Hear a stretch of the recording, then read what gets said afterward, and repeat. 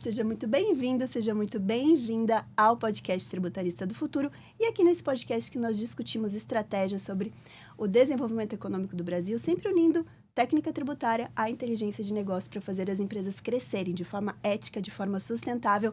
E eu sou Letícia Amaral, sou advogada tributarista de inteligência de negócio, sou hostess desse podcast. E no episódio de hoje vamos falar sobre vida e carreira da mulher tributarista. E para isso, eu tenho uma convidada muito especial, uma pessoa que eu estou muito honrada de estar falando pela primeira vez nesse podcast. Seja muito bem-vinda, professora Fabiana Tomé.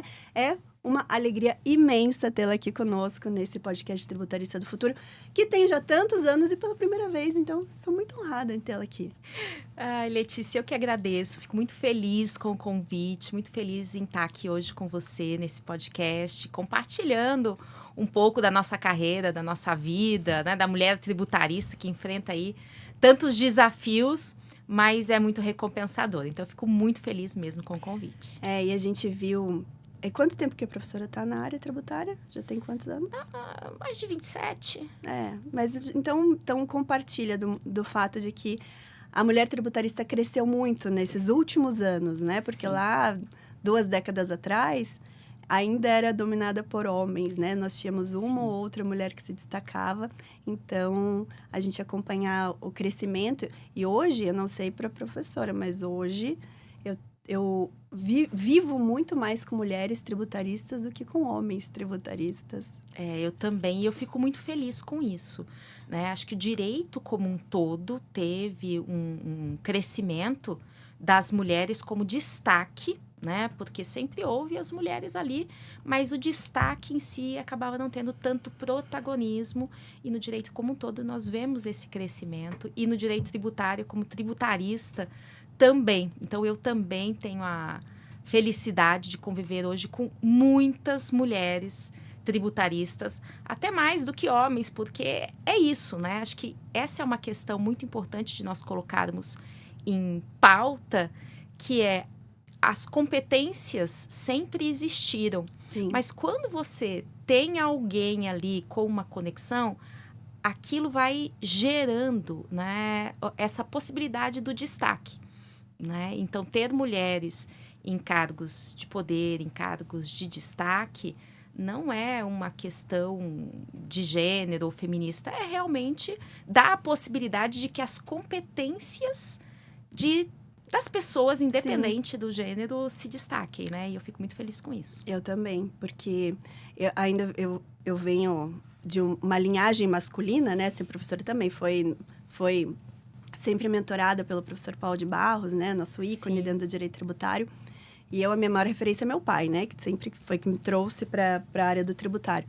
Mas mesmo assim, ao longo da minha jornada, sempre convivendo com homens. E nos últimos anos veio o crescimento. Eu acho que também o próprio papel das redes sociais, eu acho que a mulher tributarista foi à frente das redes sociais antes do que o homem tributarista. Sim. Eu vejo... Quando eu comecei lá em 2019, a gente começou, acho que nas redes sociais, muito próximo, né? Muito próximo, eu comecei em 2020.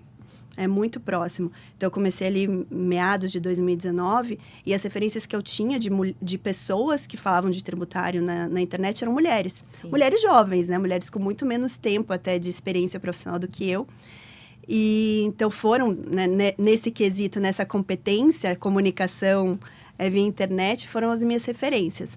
E aí depois veio, aí eu acompanhei todo o início, quando a professora Fabiana Tomé, que a gente já conhece, né, sempre muito bem referenciada no tributário, também foi para as frentes das câmeras e começou a produzir conteúdo. E depois a gente veio a Sigrid, vieram tantas outras referências. Sim. E eu acho que isso também deu mais encorajamento para que outras mulheres pudessem também se posicionar dentro do tributário. Então, eu acredito que a internet reforçou muito isso, né? Esse lado de que a mulher pode, sim, se posicionar no mercado que inicialmente era masculino, né? Sim, sim. A internet ajudou bastante, porque, primeiro, as mulheres começaram, eu acho que pelo fato de que depende só da pessoa. Se posicionar na internet, você não depende de alguém que te coloque ali, né? Depende da pessoa. Então, qualquer pessoa pode começar, e eu estimulo que comecem a se posicionar na internet, independente do seu momento, porque hoje ela é uma vitrine muito grande. Então, dependendo só da pessoa de estar ali, né? E realmente, quando eu comecei, que foi em 2020, já havia algumas mulheres, como você, que já tinha ali uma experiência, outras mais jovens, e vendo isso como um mecanismo de levar para pessoas de todo o Brasil, principalmente mulheres, que às vezes não viam um desafio, né? Um desafio de falar, por exemplo, com o empresário, né? Como é que o empresário ele vai ter preconceito em relação a mim, por eu ser mulher, por eu ser jovem, e elas enxergarem que outras mulheres conseguem isso, gera uma autoconfiança. Sim, estimula, né? Incentiva. Acho que esse foi um trabalho muito importante. Muito Mas vamos voltar, né? Retroceder no tempo. Porque nem sempre foi assim, né? A gente veio de mais de 2 décadas atrás que a gente entrou. Cada uma com uma história, né? Eu tive esse impulsionamento já pelo meu pai, fala que corre DNA tributário nas minhas veias, né? Mas eu queria conhecer um pouco mais a sua história. Já ouvi, acho que para quem está nos ouvindo, é sempre bom pegar esse início aí, que a gente não nasce grande, né? A gente trabalha muito, na verdade. Eu posso confessar que eu nunca imaginei chegar onde eu cheguei. Não que eu seja grande coisa, não, né? Mas é sim, mas, claro que é. A minha origem, eu não tinha ninguém, né? Eu não tenho um DNA nem do direito, né? Então, assim, inclusive os meus pais são paranaenses. Olha, são conterrâneos. Meus pais são do norte do Paraná, né? Andirá e Cambará, 2 cidades bem ao norte do Paraná. Sim, Andirá, eu já ouvi falar. Cambará, não lembro. Ali, tudo ligado ali, bem no norte do Paraná, né? E não são da área do direito. Minha mãe era professora, depois bancária. Meu pai agricultor, exatamente por isso que na década de 70 foram lá para o Mato Grosso, né, tentar a vida. Meu pai fala que quase que eu nasci rondoniense, porque ele não estava se encontrando, ia tentar mudanças até que deu certo.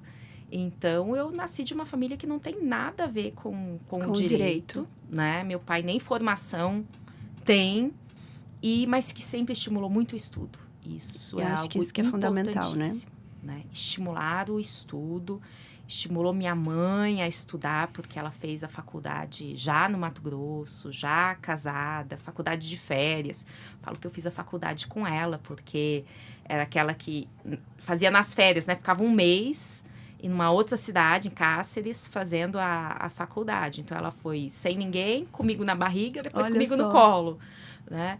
E tudo isso é um estímulo ao estudo. Independente da área, o estudo faz a diferença nessa carreira, né?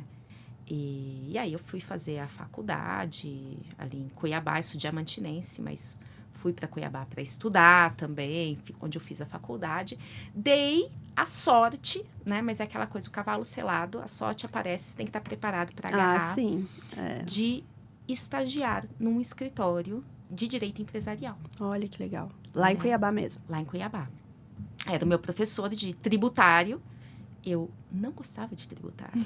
Eu tirava minhas piores notas em tributário, Olha porque só. eu não conseguia entender. Essa é uma verdade, né? Eu ficava decorando os artigos do código.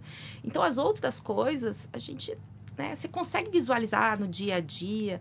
Eu gostava da parte contratual, de responsabilidade civil, né? E aí eu fui parar no escritório de empresarial. Mas dentro desse escritório, durante o estágio, eu conheci o tributário de verdade. Que não é o tributário da faculdade, né? Da faculdade, né? E aí a minha visão mudou. E aí foi ele que me estimulou a vir para São Paulo. Olha, né? Que legal. Exatamente, porque ele tinha feito o mestrado com o professor Paulo.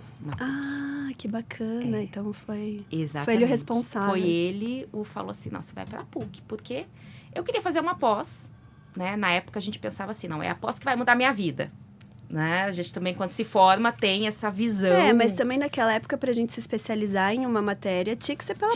Porque você não tinha a quantidade de cursos que a gente tem hoje, Exatamente. né? A gente não tinha outra opção. Nem tinha curso, eu acho, que não fosse pós. Não tinha curso que não fosse pós.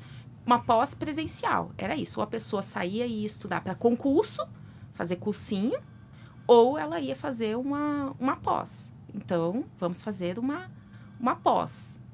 E aí eu estava olhando outros lugares, estava olhando Minas, que tem a Isabel, Sacha, Sim, né? Que é um outro berço do outro tributário. berço do tributário, mas ele falou assim, não, vai para São Paulo, tenta São Paulo, porque São Paulo, com o professor Paulo, que é o diferencial, pelo menos na visão dele, até porque ele tinha vindo dali, né? E em 98 eu vim para São Paulo começar o mestrado, deu certo, aquela menina... E você foi direto para o mestrado, não Fui passou por direto uma pro especialização mestrado. antes? Não passei por uma especialização. Fui direto para o mestrado. Eu sou meio ansiosa, sabe? Então, eu confesso que eu falava assim, tá bom, eu vou tentar São Paulo. O bom é que São Paulo é antes, mas se eu não passar, eu vou para Minas Gerais, eu vou para o Rio Grande do Sul, mas eu já queria pular etapas. Sou um pouquinho ansiosa. Então, eu queria ir direto pro mestrado, mas deu certo, né? Porque o professor Paulo, uma coisa que é o diferencial dele, e que isso é muito bacana, porque muitas vezes as pessoas não conseguem entrar em alguns mestrados, porque falam assim, não, quem vai entrar no mestrado é um juiz, é um promotor, é alguém que tem anos de experiência. E o professor Paulo gostava dos jovens, porque ele falava, é o jovem que tem o que contribuir ainda.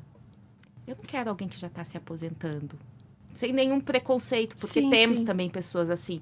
Mas eu quero alguém que esteja fazendo isso para contribuir e aplicar, né? Para aplicar, né? E então tinha muita gente jovem e muita gente de todo o país, que é outra questão que a gente brincava na PUC na época.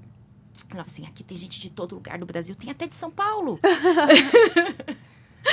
Porque qual é a diferença? Quem é de São Paulo, né, passa o dia inteiro trabalhando e sobra um tempinho para estudar.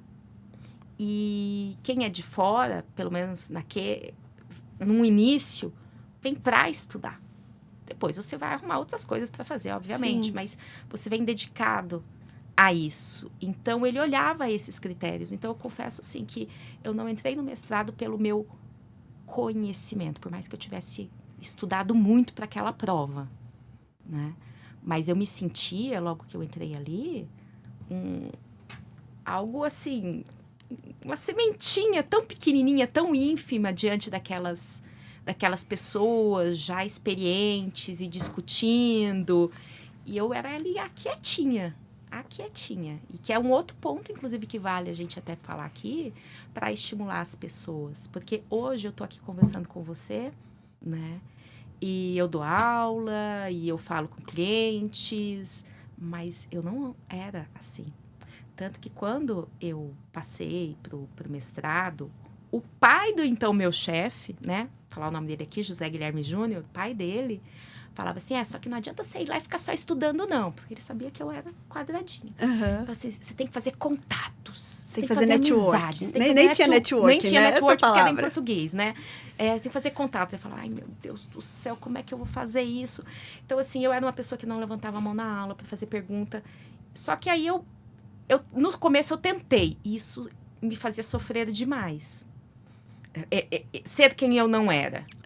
Mas, exatamente por estudar, eu tinha conhecimento, passei a ter conhecimento, né?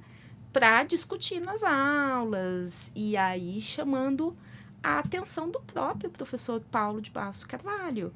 Né? Então, não foi aquela pessoa super social que faz amizade, etc. Não. A gente aquela pessoa que é assertiva. Quando fala... Que estudava, e aí, quando eu ia falar, ele via que eu tinha estudado e falava, tem um potencial aí, né? E aí, você estava com quanto tempo de formada? Eu me formei e eu vim pra cá. Então foi... Assim, 6 meses, porque eu me formei em julho de 97. Bem novinha mesmo. E você estava quanto tempo no escritório? No escritório, eu estava 2 anos. Então, fez parte do estágio e se efetivou lá depois? Não. Eu estava no escritório de Cuiabá, né? Eu estava... nesse que te incentivou a vir para São Paulo. Exatamente. Eu fiquei lá, eu me formei em julho de 97, ia continuar lá, né? Ou seja, ser efetivada, mas eu estava assim... precisando, né, me aprimorar. E ele me estimulou a vida. Tanto é que a ideia era eu voltar. Eu fazia alguns serviços, já tinha internet, era aquela discada, né? Mas já tinha internet, então eu conseguia... Nossa, ali era bem os primórdios. Bem Acho que eu tive primórdios. internet em casa pela primeira vez, foi por aí, 96, 91. Era o Ig, aquele cachorrinho do Ig, etc. Então, foi bem os então eu primórdios. tinha internet, no começo eu fazia até alguns trabalhos ainda à distância para ele. E a ideia era eu voltar para lá. Mas terminando, perto de terminar o mestrado, o professor Paulo perguntou o que eu ia fazer da vida. E aí eu falei, vou voltar para Cuiabá, né? Vou trabalhar lá com o Zé Guilherme. E ele falou assim, mas você não gostaria de ficar aqui? Porque ele estava mudando de um escritório, né? Ficava ali no Pacaembu, na Rua Traipu, uma casa onde, inclusive, fazia o grupo de estudos. E ele estava mudando para um outro lugar onde é hoje, né? O Barros Carvalho, que é na Rua Bahia. E tinha mais espaço, ele ia contratar mais gente. Aí eu falei, e agora? Que oportunidade, Que oportunidade. E, ao mesmo tempo, a culpa, o receio de ser uma ingrata. Falei assim, agora eu vou deixar o Zé Guilherme na mão. Né? Ele me mandou para cá e agora eu vou deixá-lo na mão. Mas as pessoas, quando elas são boas em tudo. Então, quando eu falei com ele...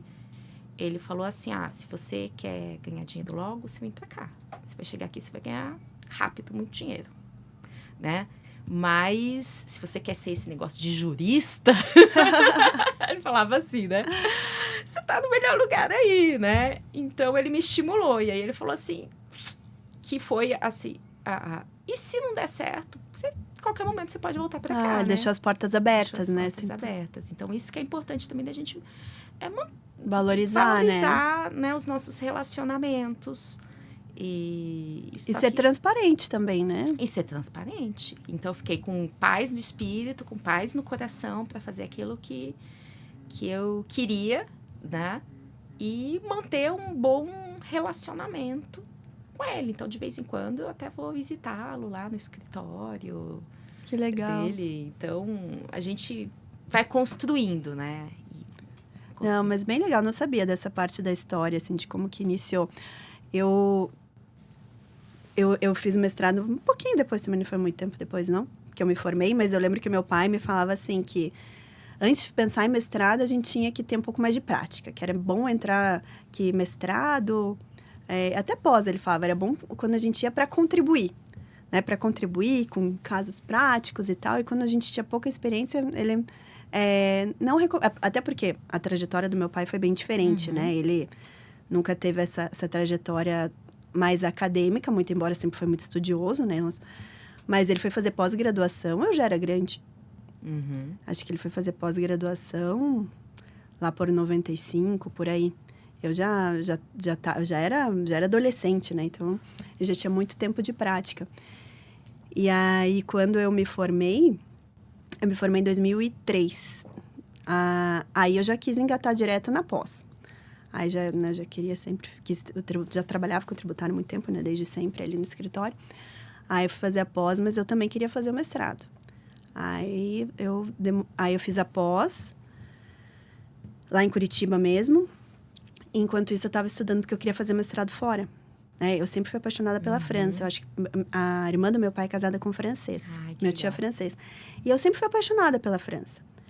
E aí a questão, né, do direito romano e tal, civil law, nanana. Aí eu falei, tem um pouco de ligação. E aí eu coloquei na minha cabeça que eu ia estudar na França, que eu ia fazer meu mestrado na França.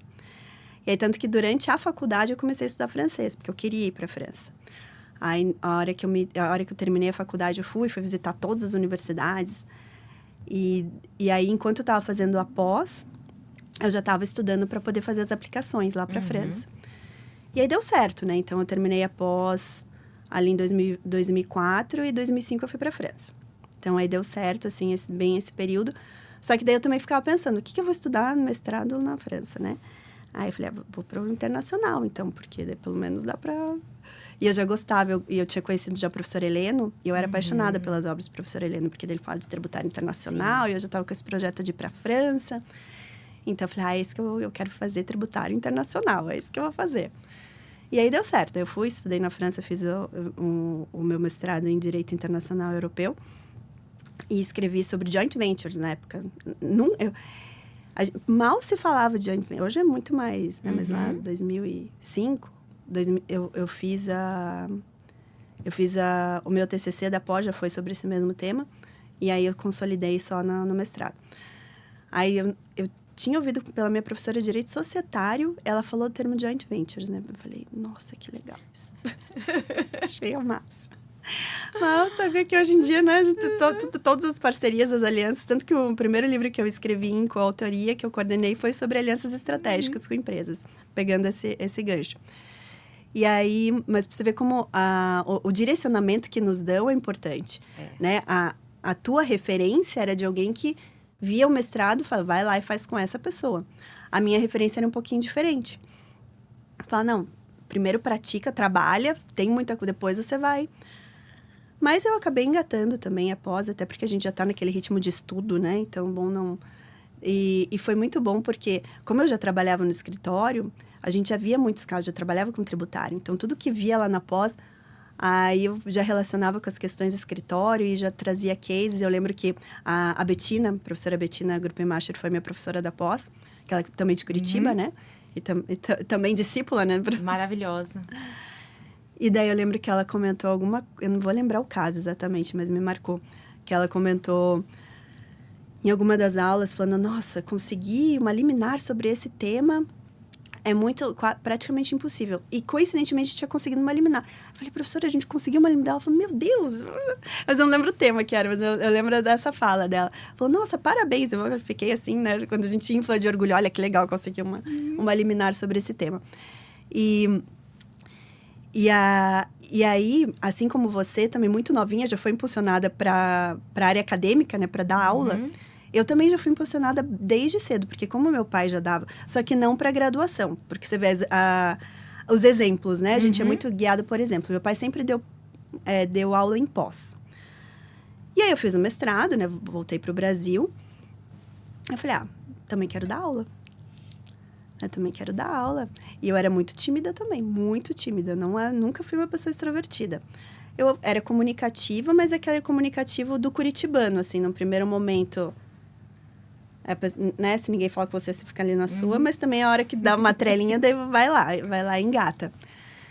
E aí meu pai falou, não, você quer dar aula? Então, vou te dar um desafio para você dar um curso, porque como o IBPT sempre fazia os cursos, aí ele falou, então você vai dar uma aula num curso que a gente vai lançar.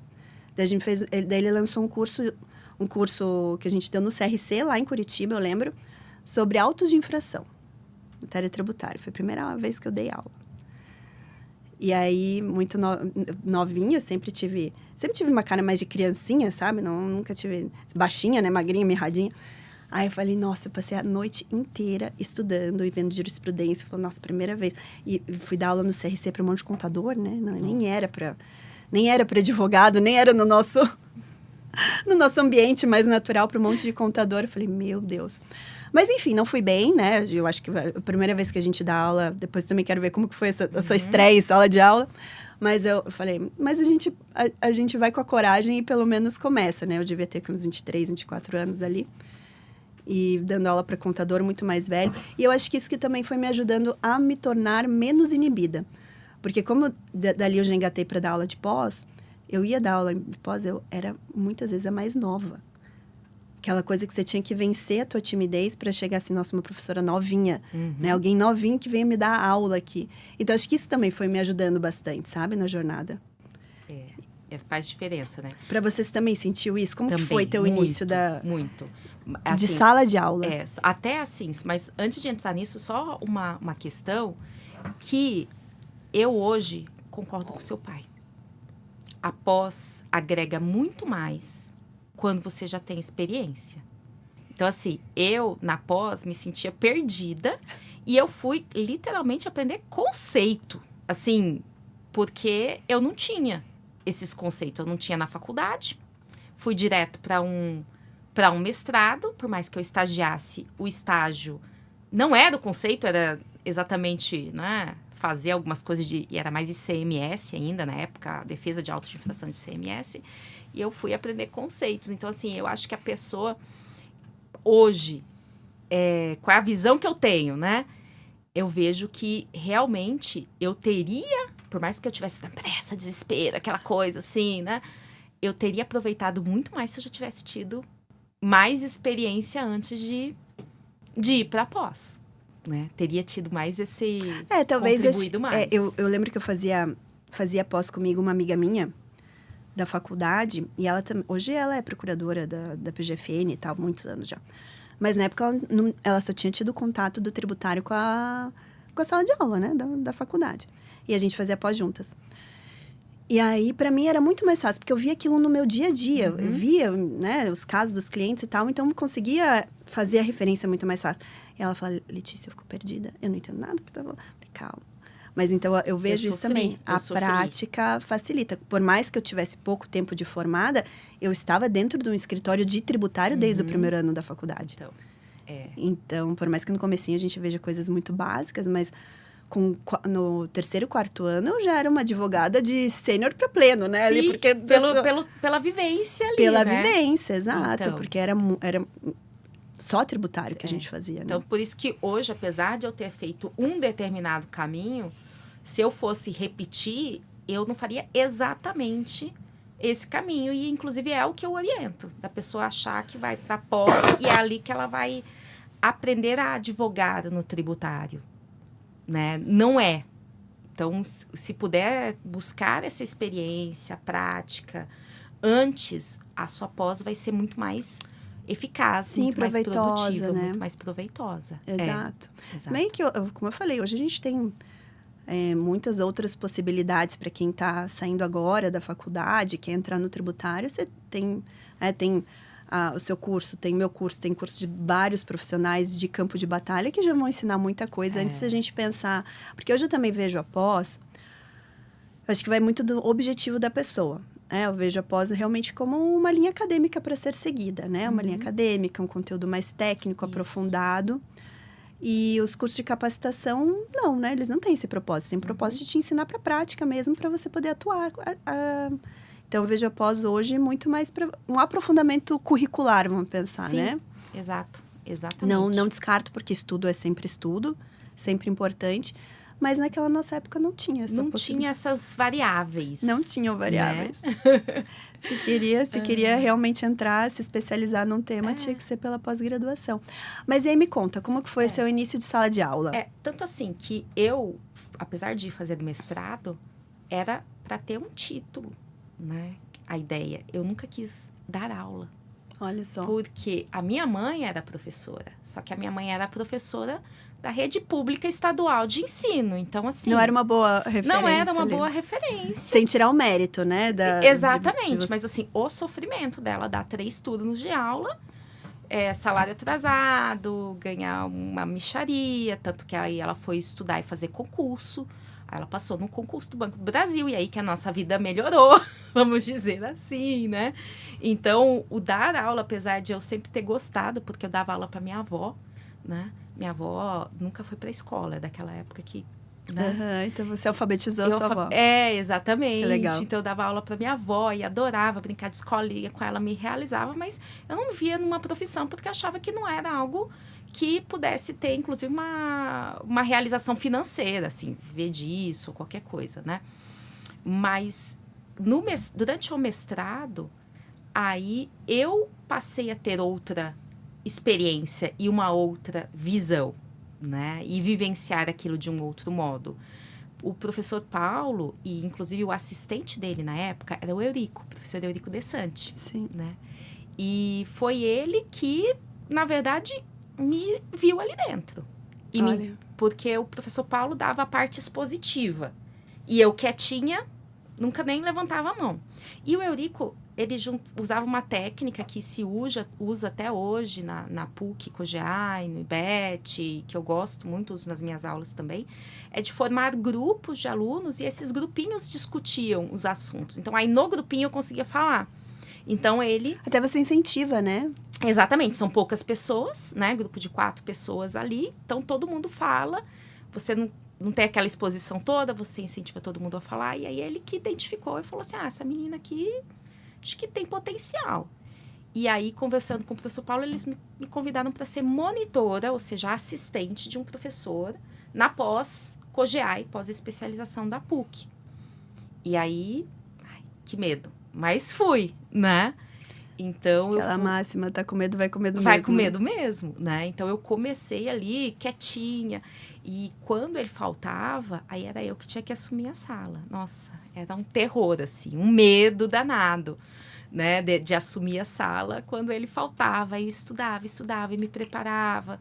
E sempre enfrentando essa coisa, né? E aí, depois disso daí, eu passei a eu própria dar as aulas, né? Como monitora, né, e como assistente depois, dar aula na graduação, fui dar aula na Universidade de Guarulhos, né, Guarulhos, não era do Guarulhos, Unisa, Santo Amaro, Guarulhos foi depois, então dei aula em algumas universidades na graduação, que você vai ganhando traquejo, mas a primeira aula na pós, né, dar aula para adultos já formados, a mesma sensação que você teve, ali com meus 23, 24 anos, aquela menina, porque também pelo fato de ser pequenininha. Sim, mirradinha, né? Pequenininha. Gera, então, mulher, menina, assim, quem é essa mais nova que vem dar aula aqui? Exato. Não, eu entrava tudo presencial, né? Entrava na sala de aula e eu entrava meio tímida ainda, né? Porque você já fica com aquela coisinha ali na cabeça que eles não achar. Entrava meio tímida, assim, e todo mundo achava que era aluno junto, né? Aí eu ficava na frente, na mesa do professor, daí você via aqueles olhares ali. Nossa, quem é essa? Exatamente. Porque é isso, normalmente no tributário são professores homens e mais velhos, né? Exato, exatamente. Então, talvez por isso a gente foi criando, vamos dizer assim, a casca, Sim. né? Eu me lembro que na época, eu tava começando, eu uso óculos hoje, né? Tenho miopia, não tô precisando aqui, mas eu uso óculos. E na época eu tava ainda começando, eu tinha só meio grauzinho em um dos olhos, então assim, nem precisava usar óculos. Então no meu dia a dia eu não usava. Mas pra dar aula eu usava. Pra ficar cara de mais velha, né? Vamos ficar com cara de mais velha, assim, aquela tentativa, né? E mesmo depois, na advocacia mesmo, né? Aí eu fui trabalhar com o professor Paulo e eu participava das reuniões junto com ele. Então, quando eu estava junto dele nas reuniões, no primeiro momento as pessoas achavam que eu era uma estagiária ainda, sabe? Normal. É normal. Então, assim, eu super me preparava para quê? Que é, inclusive, o que eu recomendo a pessoa. Você passar segurança na hora que você fala. Né? Treine falar aquilo, se prepare, porque por mais que num primeiro momento a pessoa olhe e fala assim, será novinha, etc. Quando você fala com conhecimento e com segurança, né, com assertividade, a visão da pessoa se transforma em relação a você. Né? Então, realmente foi um desafio muito grande, essa jovialidade, essa aparência jovem, né? Mas eu tenho saudade disso. Não, são bons momentos. Eu acho que, assim, nos capacitou para hoje nós estarmos também... estimulando, né? Estimulando e formando a nova, né? Os novos tributaristas, né? Porque a gente tem hoje essa missão de capacitar novos tributaristas. Acho que tanto eu como você, a gente forma, né? Ali não é que a gente esteja só capacitando quem já é tributarista. Não, boa parte dos alunos estão começando. Exato. Estão começando. Então, acho que isso é importante também, né? Dessa jornada, eu falo, essa jornada de campo de batalha de muito tempo, né? E o bom é que eles têm um momento de vida que na nossa época era muito diferente, né? Porque, assim, tudo era mais difícil para você ter seu próprio escritório, porque precisava ter escritório físico, precisava ter aquela ponta circunstância, né? Pesquisa, você precisava assinar a Lex. Para quem não sabe, Lex é um conjunto de livros que vinha todo mês ali, né? Então, você não tinha recursos, né, para poder fazer uma prospecção, para poder fazer uma pesquisa, se você realmente não estivesse num grande escritório, né? E talvez por isso, né, que você, claro, começou ali até por você ter a veia, né, o legado do seu pai, e eu comecei em escritórios, não falo grandes de tamanho, né? Também nunca tive um escritório grande de tamanho, né? Mas Mesmo grande meu de pai, potencial. Assim, potencial, exato. Né? E hoje, isso não é mais um requisito. Não, hoje acho que mudou muita coisa. Eu falo que a gente desbravou, né? Trouxe, quando a gente vai para a internet, a gente desbrava e quebra muitas crenças. Então, a própria internet hoje possibilita que pessoas com pouca experiência se posicionem bem, atraiam clientes, fechem contratos, mesmo em lugares muito pequenos. E, para mim, foi importante também, porque como depois de muito tempo, né, eu já estava quase 2 décadas atuando no tributário, eu tive uma guinada de vida muito grande, porque eu me casei com uma pessoa, meu marido ele é servidor público do estado de Santa Catarina. Então, eu vivi aquele dilema, né? Falei, nossa, ele tá em Santa Catarina, ele lotou numa cidade pequena, que é onde a gente mora hoje, que é São Francisco do Sul, que fica no litoral norte de Santa Catarina. E eu tava em Curitiba. Na verdade, eu tava em São Paulo, quando a gente se conheceu aqui em São Paulo. E aí, ele tinha recém passado no concurso. Foi chamado, fez academia de polícia, porque ele é policial civil, né? Escrivão de polícia civil. Fez academia de polícia em Florianópolis e teve que escolher uma cidade para ir. Então, escolheu uma mais próxima do Paraná, porque tinha pelo menos a possibilidade de eu sair de São Paulo e voltar para Curitiba. E é isso que eu fiz. Ele foi para o litoral norte, eu voltei para Curitiba e a gente ficou um tempo assim nessa distância. Mas chegou um momento e falou, vamos casar, vamos ter filho, como que vai ficar? Então, e aí eu tive que também romper uma crença que para eu ser uma profissional renomada e ganhar dinheiro, né? Eu tenho que estar num grande centro. Então, eu fui para uma cidade pequena. São Francisco do Sul deve ter hoje 60 e poucos mil habitantes. Uma cidade pequena, tem lá, é uma região importante portuária e tal, mas quantitativamente, em número de empresas grandes, assim, potenciais, muito pequena. E aí, a partir dali que a internet se tornou ainda mais importante, né? Para poder quebrar essa barreira. Falar, não, me posicionar para poder continuar atendendo boas empresas, grandes empresas, mesmo estando aqui em São Francisco do Sul. E aí, a segunda quebra de barreira foi poder atender de forma remota, online, né? Acho que foi, assim, várias quebras de paradigma ao longo da jornada, porque de quem vem de uma estrutura de escritório físico, atendendo clientes, e a gente viajava muito. Quando eu estava sócia do meu pai, a gente viajava muito para atender os clientes. Hoje, não tem essa necessidade. Até porque, assim, a pandemia facilitou muito isso também, né? Por pior que tenha sido a pandemia, ela quebrou muitas barreiras, né, em relação a isso. Então, isso me facilitou, principalmente numa época que eu estava recém-casada, filho pequeno, então possibilitou muitas coisas. E é isso que hoje eu também passo para os novos, né? Ou para quem está se consolidando no tributário agora. Você está numa cidade pequena, pouco tempo atrás, era realmente muito difícil. Mas hoje, com a internet, a maior avenida do mundo, ela é pública e é gratuita, né? Então, exato. Está aberta para todo mundo. Está aberta para todo mundo. Essa barreira, né, de que antes realmente limitava algumas pessoas pela sua localização, pela sua condição financeira, pela sua estrutura. Hoje, não mais.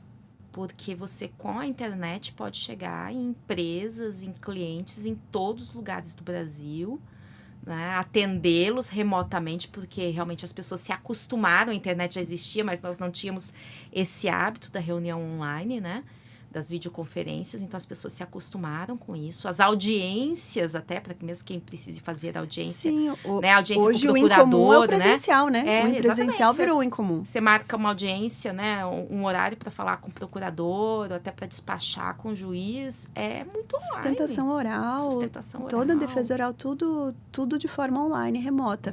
Eu lembro que meu marido falava, quando a gente estava nesse dilema, né, para onde que vamos, como que vamos fazer a nossa vida, você lá, eu cá.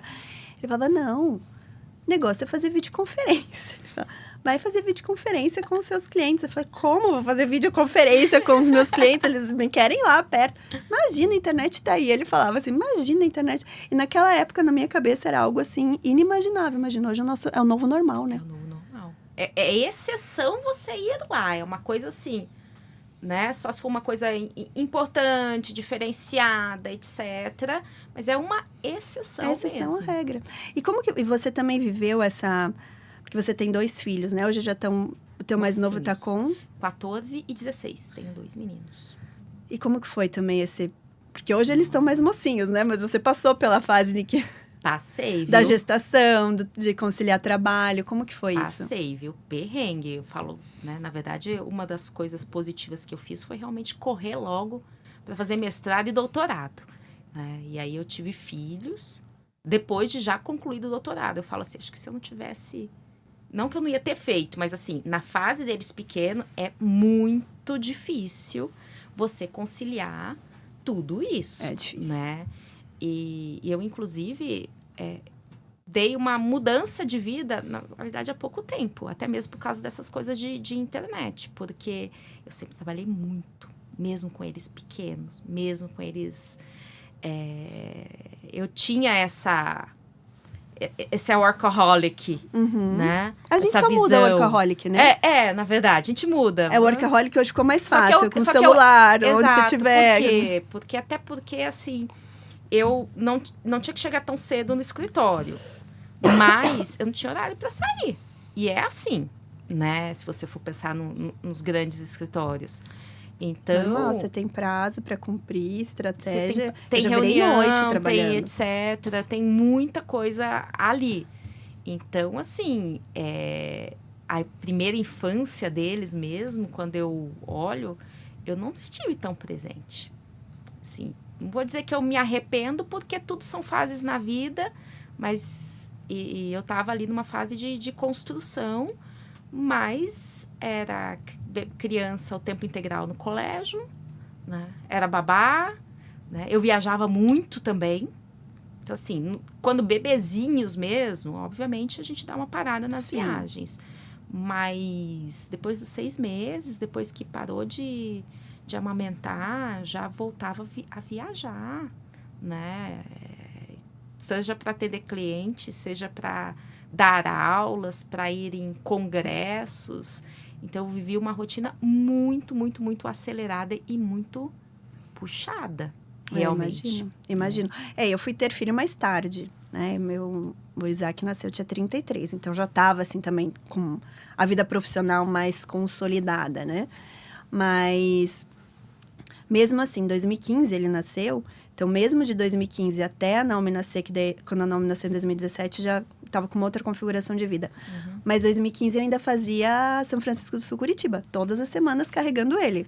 Puxado, né? Aí ficava de segunda a quarta em Curitiba, daí quinta cedinho ia para São Francisco do Sul, trabalhava home office quinta e sexta, ficava sábado e domingo, segunda cedinho voltava para Curitiba, aí carregando ele para cima e para baixo também. Então ele trabalhou comigo no escritório, era de manhã.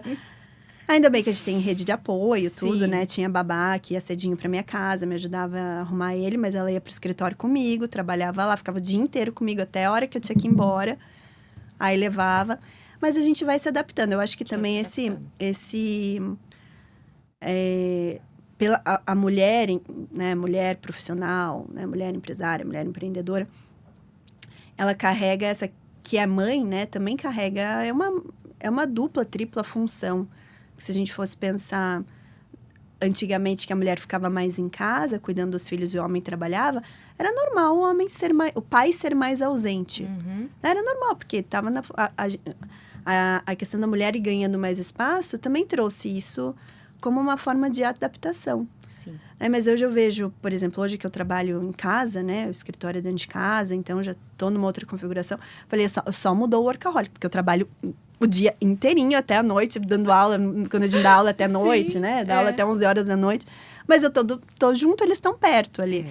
Tanto que pra Naomi, que ela meio que... Quando a Naomi nasceu, eu já não ia mais tanto pra... Não, ainda fiquei um tempo indo e voltando pra Curitiba, mas eu não carregava mais eles, porque não tinha mais como carregar 2, né? Então, eu ia, ficava uns dias e voltava, e o marido que tinha que dar conta, né? O meu marido, nesse ponto, sempre me ajudou muito, porque... ele sempre teve que ser esse pai tão presente, ou às vezes mais presente do que a mãe, porque eu também sempre viajei muito.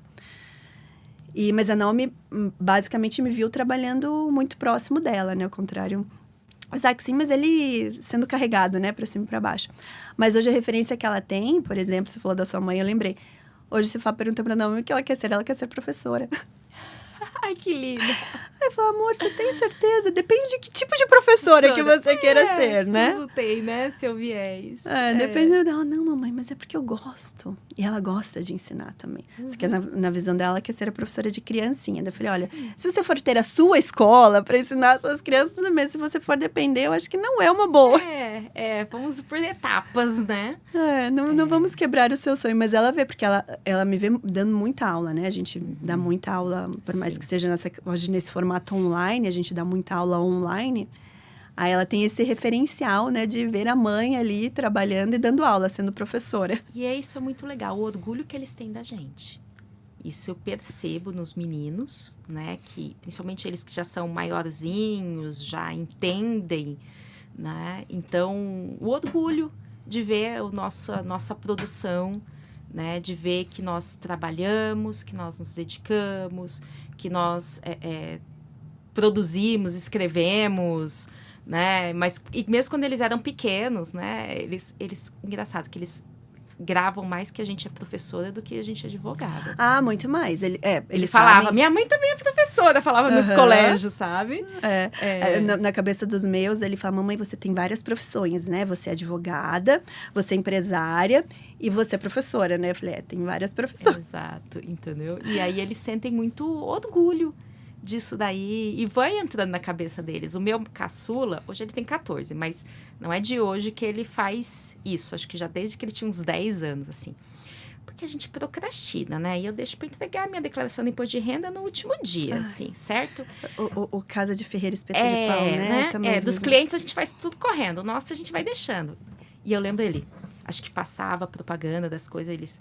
Mãe, você já entregou a sua declaração de imposto de renda? Ai, não, filho, eu tô juntando os documentos. Mãe, ele fazia, né? E tudo ele pergunta se tem que pagar imposto.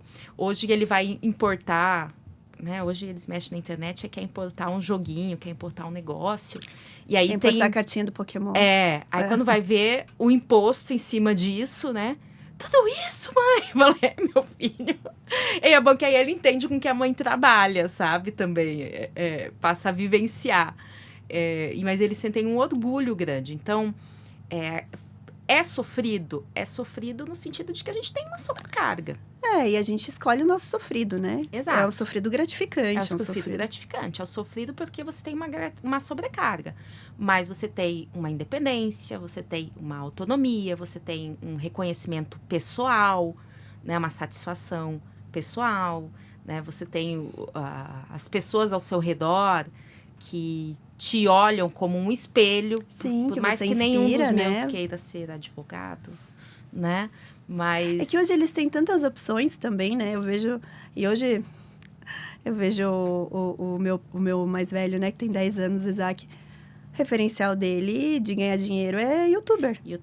O meu já quis ser youtuber, mas muda. Pelo menos hoje ele quer fazer engenharia da computação. Ó, já melhorou. Já melhorou. Já tá bom, né? É. Porque antes ele falava que ia ser youtuber também. Fala, não, tudo bem você querer ser youtuber, mas seja youtuber para você compartilhar alguma coisa que seja útil para as pessoas. Né? Que ajude as pessoas. Não essas coisas que não agreguem nada na vida de ninguém, entendeu? Então, um deles quer ir para tecnologia, né? Que é o que gosta de matemática. E o outro quer ir para alguma coisa que lide com a mente, psicologia, alguma coisa assim, etc. Né? Também, não, isso é ótimo. Você vai cuidar da sua mãe. Isso é ótimo. Por enquanto, os meus estão assim. Uma quer ser professora, a outra quer ser youtuber. É que o meu já estão, né? Nas fases, mas eles pensam nisso, porque, por exemplo, o mais velho, que é o que quer psicologia, ele gosta de filosofia. Ah, legal. Então, tipo, eu sou um pouco a mãe, porque eu tenho muito e ainda na geração atual é até admirável, né? Porque exatamente. Eu acho que também para a gente que é mãe vai se preocupando, porque as novas gerações estão mais imediatista, menos estudiosas, né? Então, querer ser alguém que gosta de filosofia, de filosofia. Super privilégio. Exatamente. Mas aí ele já pensa, a gente talvez tenha a mente, né? Assim, com o que eu vou trabalhar se eu fizer filosofia, né?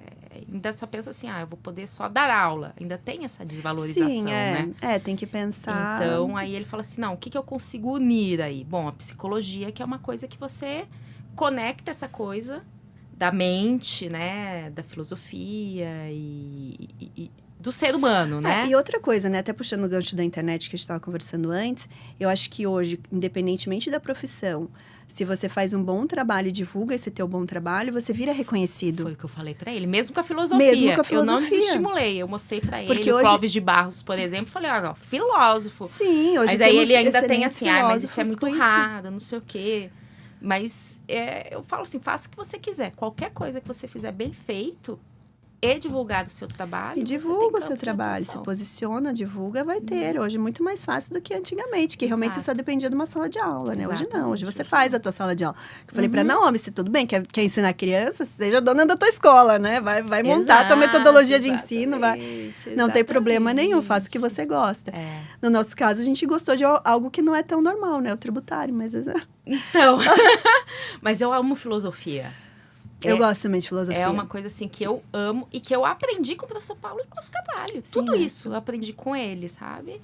Né? Então, filosofia é uma coisa que eu gosto muito, talvez por isso que os meninos, né? O mais velho ali, o Renato, ele foi por esse caminho, né? Puxou esse lado humano, de ciências humanas de mim.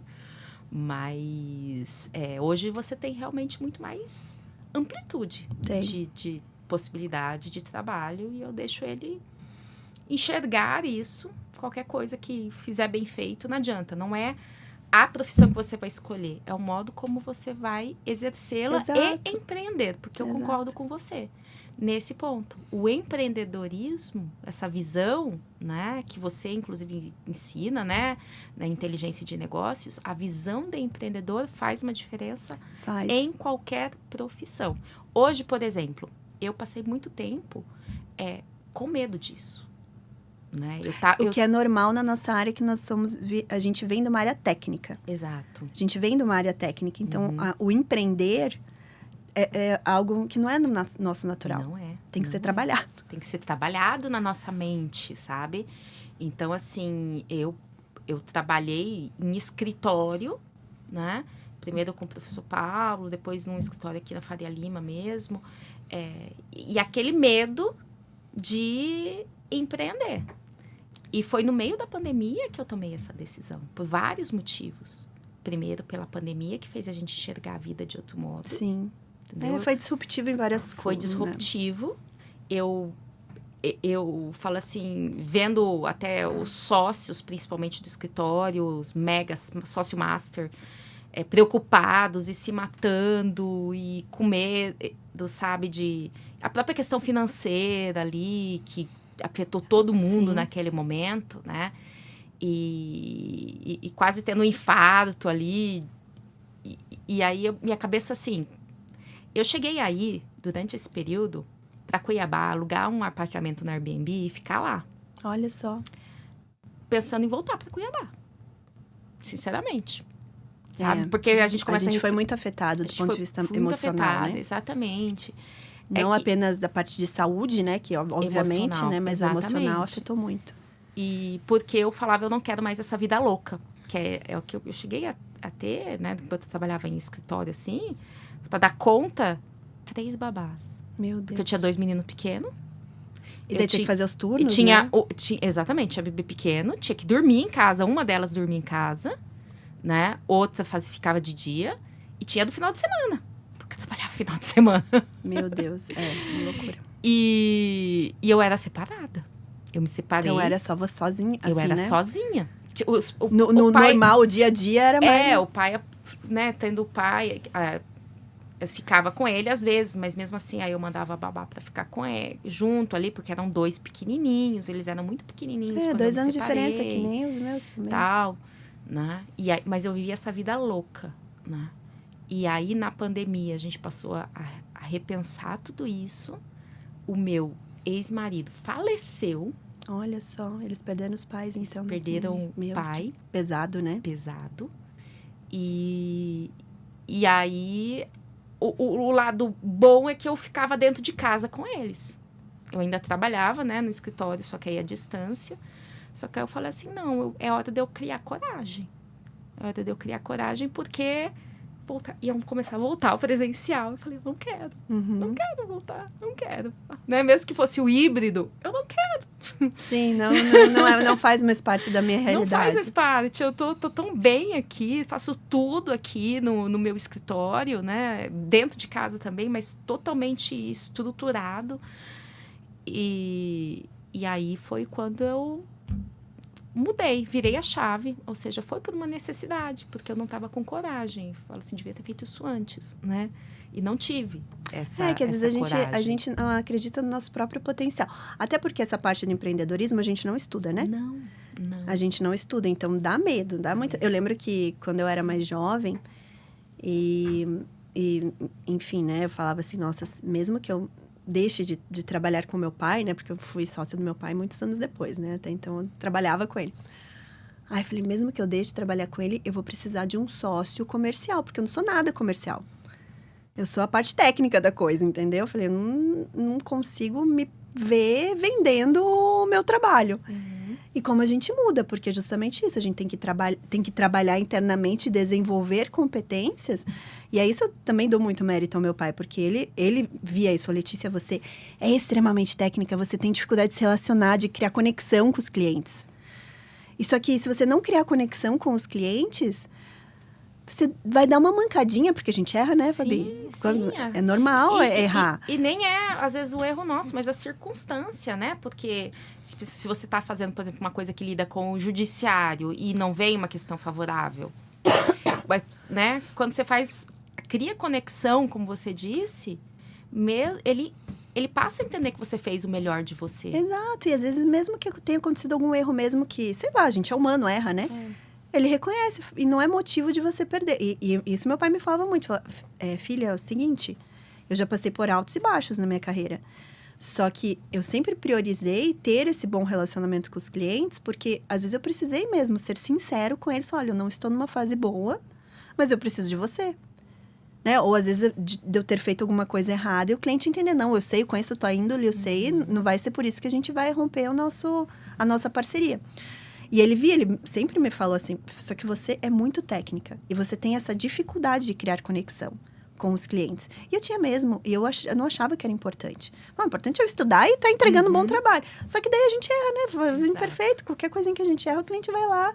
Ele elogia muito enquanto a gente está acertando, mas dá um errinho, fala, vou te trocar pelo outro, né? Vou para outro. Então, ele me incentivou muito a ir me desenvolvendo também, né? Nesse lado empreendedor. E ele me empurrou mesmo, né? Quando ele falou assim, não, agora você vai tocar uma empresa que é empresa de educação. Porque a educação sempre foi atrelada ao instituto, no nosso caso, né? Sempre foi lá dentro do IBPT, então, eu sempre fazia o cronograma dos cursos, montava, estruturava, né? Coordenava academicamente os cursos. Só que um dia ele falou, não quero mais. Eu não quero mais tocar a parte acadêmica, não quero mais ter a parte acadêmica dentro do instituto. Não é o que me brilha os olhos e tal, mas eu acho que você deveria olhar isso não apenas pelo lado que você gosta, que é da parte acadêmica, mas como um negócio. Então, monta isso como um negócio para você. E aquela coisa, né? A gente tem medo, né? Porque nunca empreendeu. Assim, estava dentro de uma sociedade, dentro do escritório, olhava a gestão e tal, mas eu não era responsável por trazer os clientes e fazer com que as contas estivessem pagas no fim do mês, entendeu? Então, foi uma baita... A escola de educação tributária foi uma baita escola de empreendedorismo para mim também. Sim. E foi um pouquinho antes da pandemia, porque eu abri BPT Educação, foi em 2018. E aí, foi por isso que eu fui para a internet. Não foi porque eu queria divulgar meus serviços como advogada, não. Porque eu via a necessidade de divulgar os cursos, né? De vender os cursos, porque tinha que também fechar a conta no final do ano ali, né? A empresa tem que dar lucro, não pode dar prejuízo.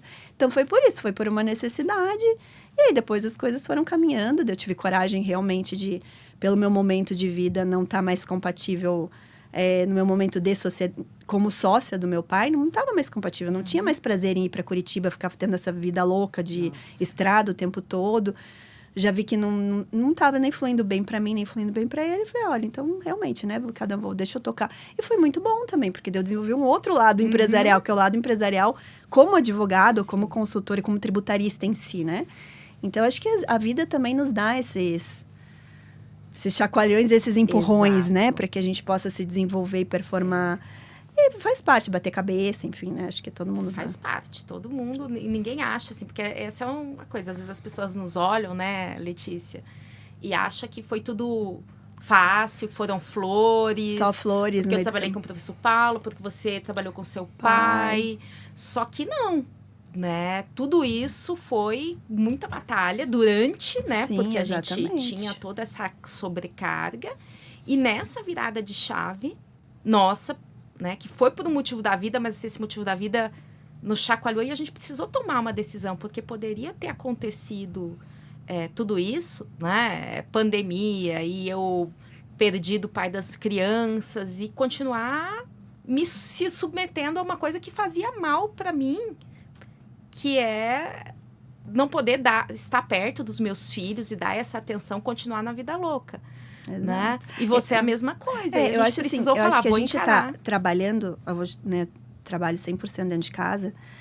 Eu acho que a diferença de você, não é que a gente trabalhe menos, até eu gosto de trabalhar, né? Meu marido fala, meu Deus, você tem prazer, então eu gosto de trabalhar, eu gosto. Mas é muito gratificante se, agora eu preciso fechar minha agenda e atender meu filho, eu vou fechar minha agenda e vou atender meu filho. Almoçar com eles. Vou almoçar com eles, se eu precisar jantar na escola. Com eles. Quantas vezes eu cheguei em casa e tava todo mundo dormindo. Né? Não almoçava, não... Nem via, né? Nem via. Saía, tá dormindo, volta, tá dormindo. Exatamente. Então, assim, por mais que... Eu vou dizer que eu trabalho mais do que antes agora, tá? Eu acho que eu também trabalho, porque a gente acorda, olha o celular, já tá trabalhando, porque né? Você dormir, tá olhando pro celular. Exatamente, por ser dentro de casa, o escritório, você tá ali o tempo inteiro. O WhatsApp, que em certos momentos, né? Fui ter smartphone, eu nunca liguei muito para as tecnologias, fui ter smartphone já depois de muito tempo, né? Então, não tinha WhatsApp, não tinha essas coisas. Então, trabalho muito mais, porque eu tô integralmente ligada.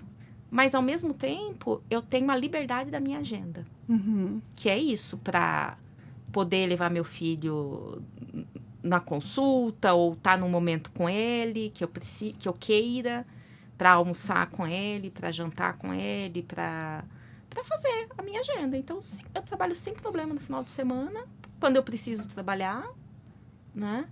E porque eu sei que eu tenho outros momentos, então não é a quantidade, né? Você se sentir feliz e ter qualidade, né? Eu acho que é a melhor coisa. A gente performa muito melhor quando a gente tá feliz fazendo aquilo que a gente gosta de fazer. Exato. Eu acho que esse aqui, até já chegando pro fim aqui, eu acho que essa aqui é a recomendação que a gente tem que deixar para quem tá nos ouvindo, porque eu vejo o fato de a gente expor um pouco do nosso lado pessoal motiva e incentiva outras pessoas. Eu tenho vários alunos e mentorados que eles não se tornaram meus alunos e mentorados pela minha capacidade intelectual, mas por ver que é possível, né? É possível você ter uma liberdade financeira, uma liberdade geográfica, mesmo sendo mulher, mesmo tendo criança pequena, né? Eu tenho uma mentorada também que fala, Letícia, eu só me tornei sua mentorada porque eu via que você dava aula e teus filhos estavam ali. Falou, não, então eu posso também, porque eu também tenho um filho pequeno. Então, acho que isso é muito gratificante, né? A gente tá fazendo esse tipo de escola também, né? Não é só a parte técnica ali, mas essa escola mostrando a vida como ela é. Exato, a parte real da coisa. Ai, Fabi, eu queria antes a gente finalizar aqui, que você pudesse também olhar ali para a câmera e dar uma orientação, uma indicação para quem está nos acompanhando, principalmente para quem é mulher, né? Mulher e às vezes também vivencia esses perrengues que a gente já vivenciou, mas quer muito, assim, realmente se consolidar, fazer diferença como uma profissional, mergulhar de cabeça na área tributária. Então, dá aquela tua dica de ouro que você dá para os seus alunos, dá para a nossa audiência também. Eu quero agradecer, Letícia, a oportunidade de compartilhar, agradecer a sua audiência e dizer que se você tem um sonho, você quer, a liberdade financeira é possível. A liberdade geográfica, a liberdade de agenda. E o empreendedorismo, eu sei que ele é desafiador e eu demorei muito para me libertar das amarras do medo e poder enveredar por esse caminho. Mas eu deveria ter feito isso antes. É realizador, é um desafio, mas tudo na vida é um desafio. E quando você desempenha isso, você tem a realização pessoal, você tem a realização financeira, você consegue conduzir, inclusive, uma família, né? Eu hoje sou mãe solo com os meus pais morando no Mato Grosso. Então, sou eu e meus filhos, né? Por maiores que eles sejam, são adolescentes, dão o trabalho de adolescente. E que bom que eu posso hoje estar junto com eles no momento que eles precisam, porque eu tenho essa condição de fazer a minha agenda. E eu quero dizer que você também pode, independente de seu momento atual, independente do lugar que você está, do Brasil, né? Com essas ferramentas que hoje nós temos à disposição e você também tem, não espere o momento perfeito. Não espere ter o melhor celular mais tecnológico, o melhor computador ou a sua rede social estar perfeita. Dê o primeiro passo agora. Comece agora, né? Nós começamos com o que nós tínhamos, né? Isso, eu acho continuamos com o que nós temos. Exato, né? Eu acho que a gente vai evoluindo na jornada, né? Eu, no começo, nem sabia editar vídeo e editava do jeito que eu sabia o que eu tinha ali possibilidade. Porque uma coisa que eu sempre falo para os alunos, e acredito que você também, porque é uma pergunta muito constante, é falar, mas eu não tenho ainda, não tenho equipe, não tenho, como que eu vou? Eu falei, gente, a gente também não tinha. Né? Não tinha, não entendia maior porcamente de marketing e tal, tinha pouco. Mas você vai fazendo e vai melhorando na jornada, né? Melhorando e construindo na jornada. Eu acho que essa é a maior coragem que a gente tem que ter, né? E a coragem de errar e ok, levanta a cabeça, corrige, vai, segue, porque a gente é imperfeito mesmo e vai errar e tá tudo certo. Exatamente. É que o que acontece é isso, são as tentativas, né? Quando você conseguir, vai parecer que foi fácil, mas houve os erros, houve as tentativas, né? E tudo bem. Por quê? Porque valeu a pena, né? Então, não espere essa primeira coisa, não espere saber tudo tecnicamente de tributário, não espere saber editar um vídeo, saber marketing, ter um computador, ter um ambiente, um espaço físico. Exato. Não. Faça com que você tem. Comece com o que você tem, porque a gente é como uma maratona, né? Você vai correr uma maratona, você não começa 42 quilômetros. Não, você não vai. Você começa, vou correr 1 quilômetro hoje. Nem 500 metros não foi. Na próxima vez, você vai um pouquinho mais. A constância vai levando a essa evolução. Então, dê o seu primeiro passo hoje. Já sai daqui, falando isso. Agora eu vou fazer o quê? Qual vai ser meu primeiro passo? E dê esse primeiro passo. É isso aí. Fabi, amei. Muito obrigada, foi uma honra de novo aqui, foi uma honra recebê-la. Espero recebê-la em outras oportunidades, aí para a gente entrar em outros temas, reforma tributária está batendo na porta aí, a gente tem muita coisa, estamos trabalhando muito, né? Mas eu acho que vai ser um período muito bom para os tributaristas, aqueles que já estão se capacitando, já estão se organizando para atender uma nova demanda de mercado. Então, acho que a melhor época do tributário para quem está iniciando agora é agora mesmo. É novo para todo mundo, né? Eu falei, zero game para todo mundo, né? Então, zero game para todo mundo. Então, eu acho que vai ser a melhor época que a gente tem do tributário. Desafiador, obviamente, como sempre foi. Tributário sempre foi desafiador. Mas quem souber vai colher excelentes frutos. Vamos. E, com certeza, eu quero te ouvir nas próximas, conforme a gente vai evoluindo aí nessa reforma. Eu quero te trazer aqui para a gente falar de temas mais técnicos também, que o pessoal gosta. Muito obrigada. E fala para o pessoal onde te encontrar, né?